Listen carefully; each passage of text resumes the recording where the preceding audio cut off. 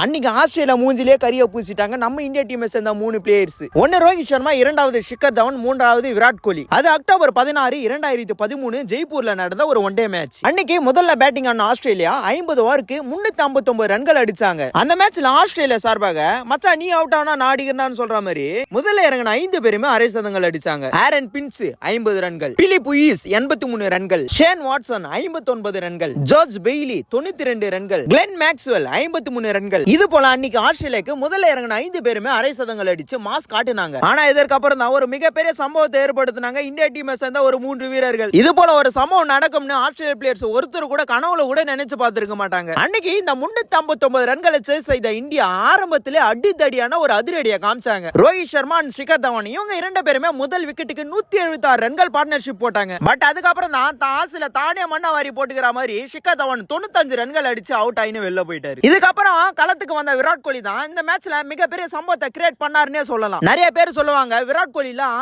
அதிரடியா ஆடி நான் பார்த்ததே இல்லைன்னு. ஆனா இந்த மேட்ச்ல அதிக சிக்ஸ் அடிச்ச பிளேயரே அவரு தான். மொத்தம் 7 சிக்ஸஸ் 8 ஃபோர்ஸ்னு சொல்லிட்டு 52 பந்துகள்ல 100 ரன்கள் அடிச்சாரு. அது மட்டும் இல்ல இந்தியன் மென்ஸ் டீம்ல ஒன் டே கிரிக்கெட்ல குறைந்த பால்ல 100 ரன்கள் அடிச்ச பிளேயர் யாருன்னா அது விராட் கோலி தான். அதுவும் இந்த மேட்ச்ல அடிச்சதுதான். இந்த மேட்ச்ல விராட் கோலி அடிச்ச இந்த அதிவேக சதத்தினால இந்தியா 43 ஓவர்லயே இந்த 359 ரன்களை அடிச்சு முடிச்சிட்டாங்க. சும்மா சொல்லக்கூடாதுங்க, இந்த மேட்ச்ல ரோஹித் சர்மா 141 ரன்கள் அடிச்சு தாறுமாறா ஆடினாரு. ஒரு பக்கம் ரோஹித் சர்மா 141 ரன்கள், ஷிகர் தவன் 95 ரன்கள், விராட் கோலி 100 ரன்கள். இது போல இந்தியா டீமை சேர்ந்த இந்த 3 பேருமே அன்னைக்கு ஆஸ்திரேலியா டீமை பொட்டலம் கட்டிட்டாங்கன்னே சொல்லலாம். அது மட்டும் இல்ல இந்த மேட்ச்ல ஆஸ்திரேலியா டீமுக்காக ஆடின பிலிப் ஹுயிஸ் இன்னைக்கு அவர் உயிரிடவே இல்லை. அவர் இறந்து ரொம்ப வருஷங்கள் ஆகுது.